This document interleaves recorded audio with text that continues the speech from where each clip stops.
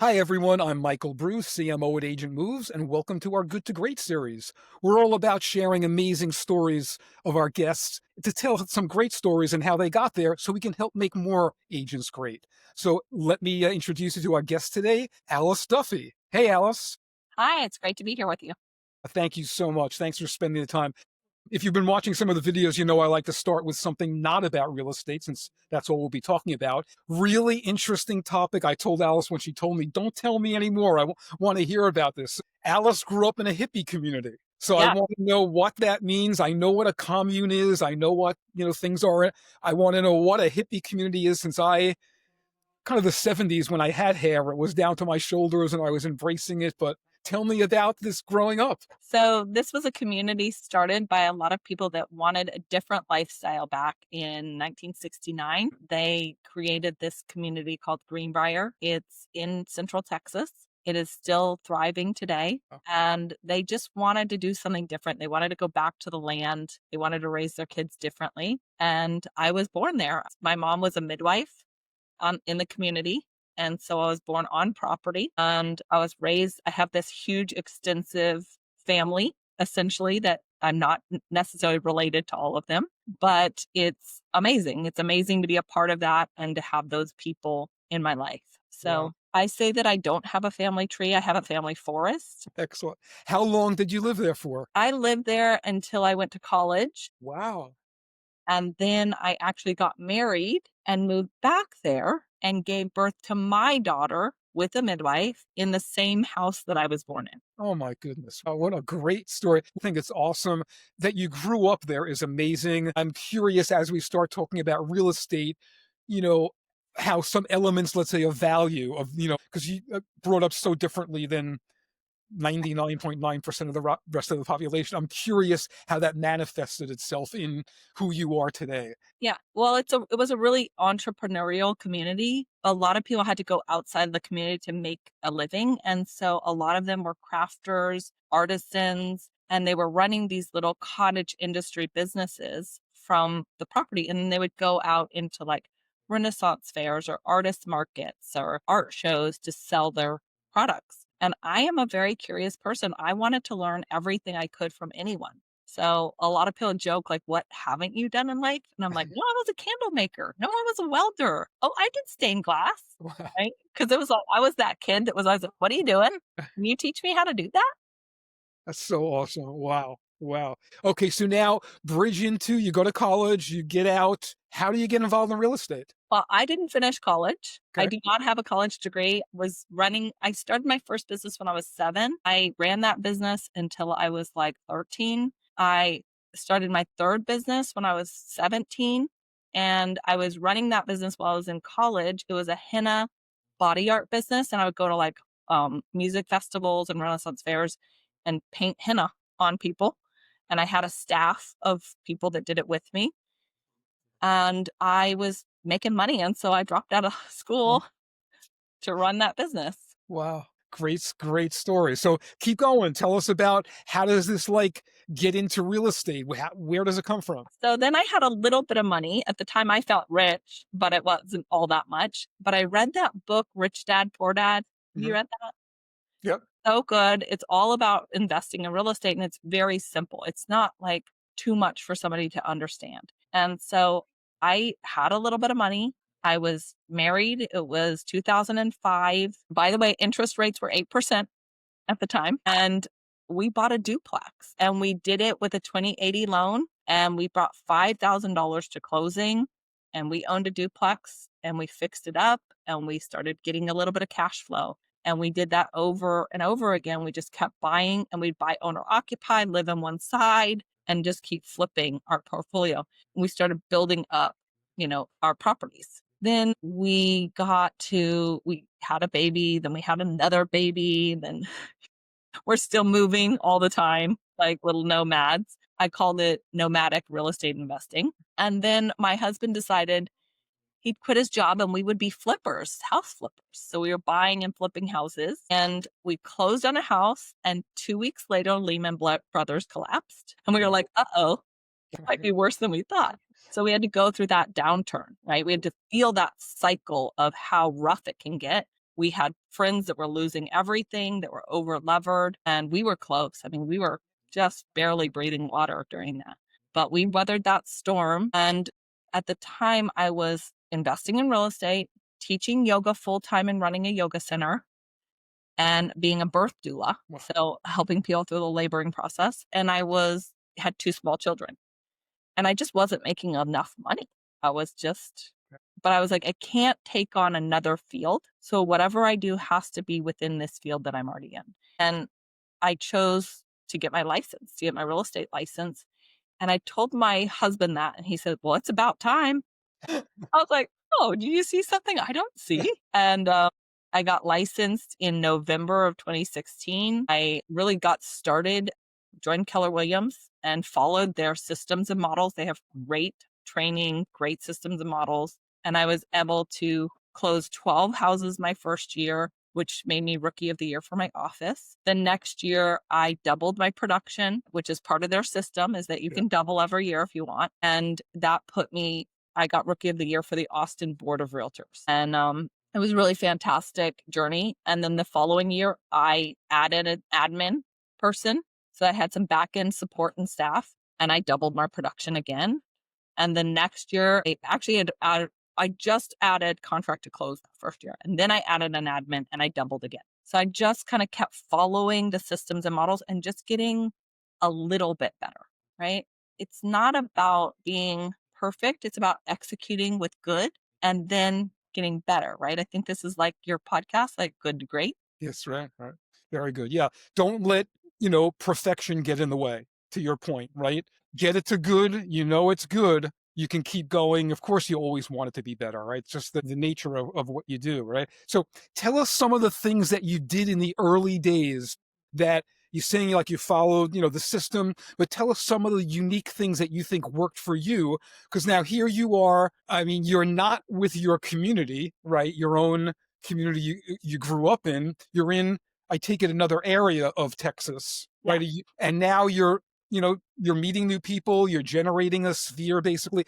How does it work for you? How do you start, getting that kind of business and be that successful early on? It's not, they always say that this business is not, it's simple, but not easy, right? It's not rocket science.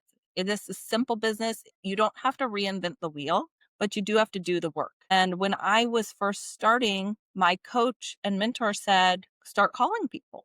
And I was like, well, I don't have my database set up yet. And he goes, you have a phone? And I was like, yeah. And he goes, start with the A's. And I did. People ask me, like, how are you successful? I'm like, my coach told me to do something. I did it, you know? And I literally went through my entire phone. And I remember getting to this guy in my phone and I didn't know who he was, but he was in there. So I called him and I was like, hey, Terry, I don't know if how I know you, but you're in my phone. So maybe you're important. Do I know you from real estate?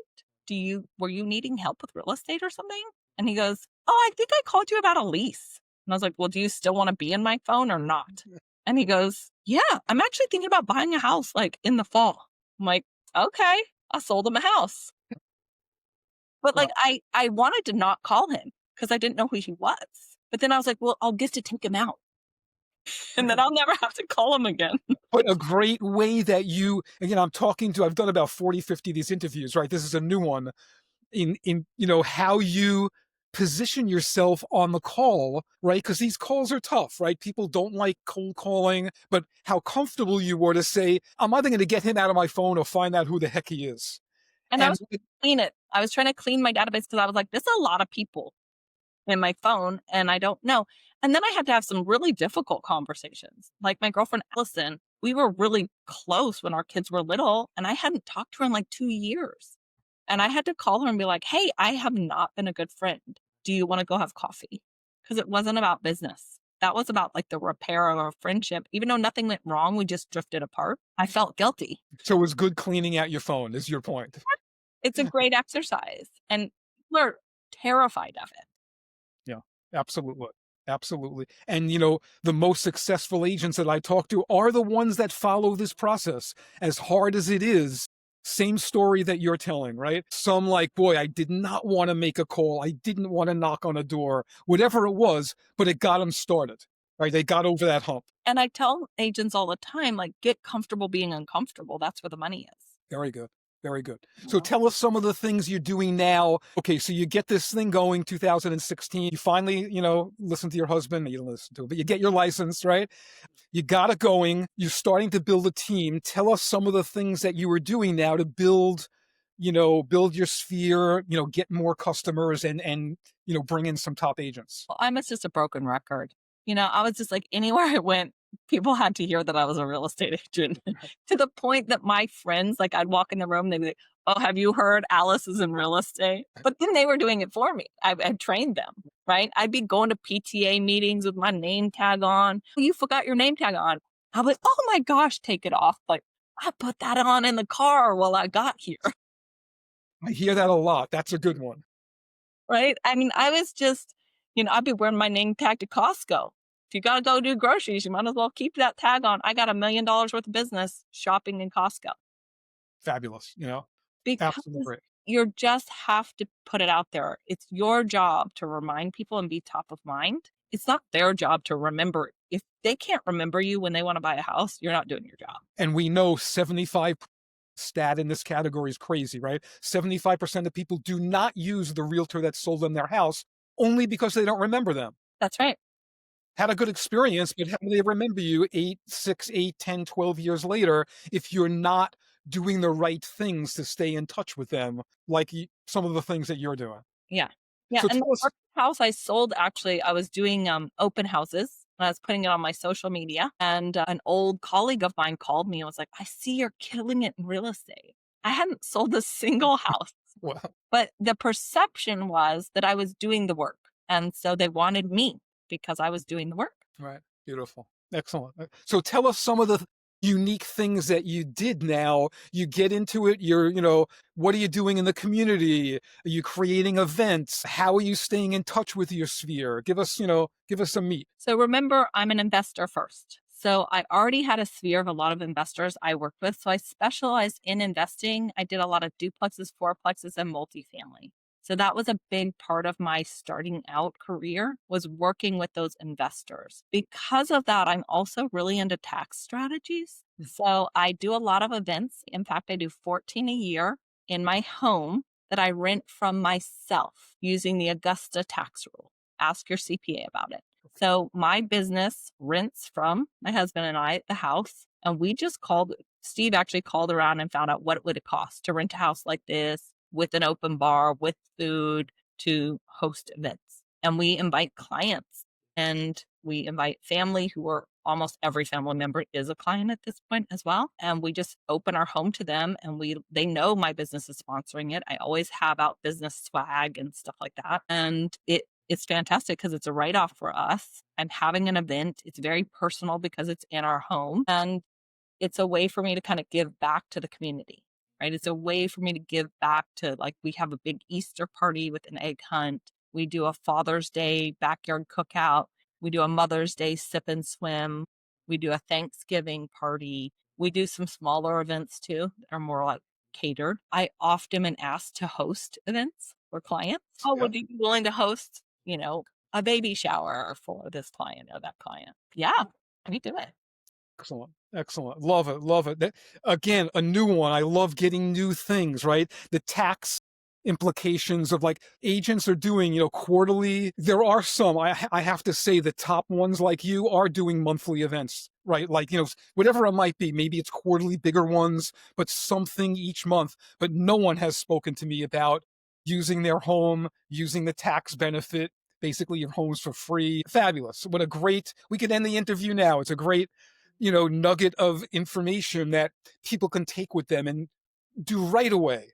Just fantastic. So, what are you doing now? So, you have the events going, you're communicating with your sphere, right? You have all this going in commercial. What's the plan now to scale, 2025 and beyond? So, what I'm working on right now is we've been putting a lot of focus into the back end support staff.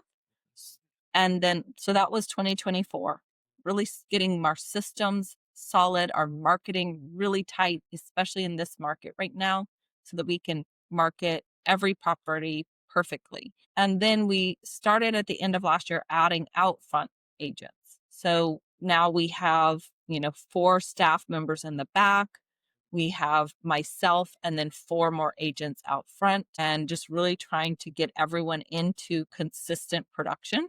We run a residential team and a commercial team, and it's really important that people kind of focus on their area of expertise so that we can serve a wider client base and, cross lead gen for each other. Excellent. Wow, excellent. What are you doing in communications? Are you like heavy in social? You're calling, obviously, you cleaned out your phone calling, but are you texting, social? What are you doing to stay in touch? All of the above.